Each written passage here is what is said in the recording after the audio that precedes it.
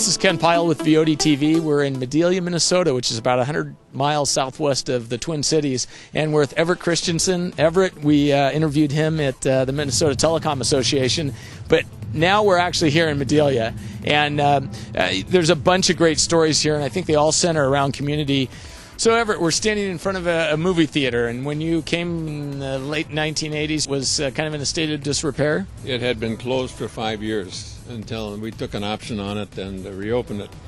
And this coming weekend, we will begin our 21st year since we reopened the movie theater. Being one of the first employees that was at that theater, and now seeing it as an adult and having my children, he saw potential in something that's brought a lot of happiness to the town.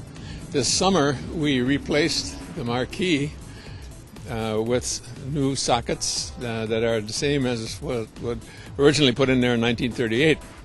And as you can imagine, it took some sleuthing to find out to get those sockets, but one of our local electricians was able to do it.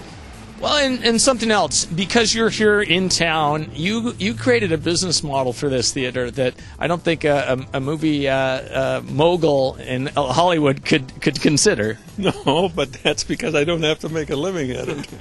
And we have, as I mentioned earlier, we rank categories or movies in three categories. One are family-oriented movies that we know will work here, like the one we've got coming up this weekend.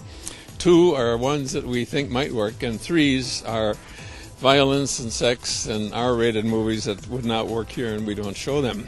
And so then, when there are weeks in which we don't have any movies that are either ones or twos, we don't show anything. And so for the whole month of September, which is a slow month anyway, we didn't show any movies at all.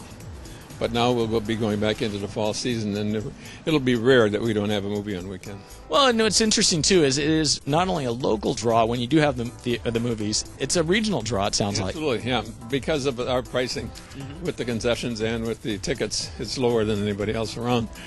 And so we do 40% of our people, our patrons, come from outside Madelia. He's not in it for the money. Right. That isn't it. He's in it to say, people come, look at what we've got. We've got something really unique. We turn it around. We want Madelia to be open to anybody that comes in, and it has. It's been a success. So. Well, that's terrific. So you're bringing business, to the downtown and keeping a building that is a classic here. Yeah, it is a classic movie theater. You won't find many like this around.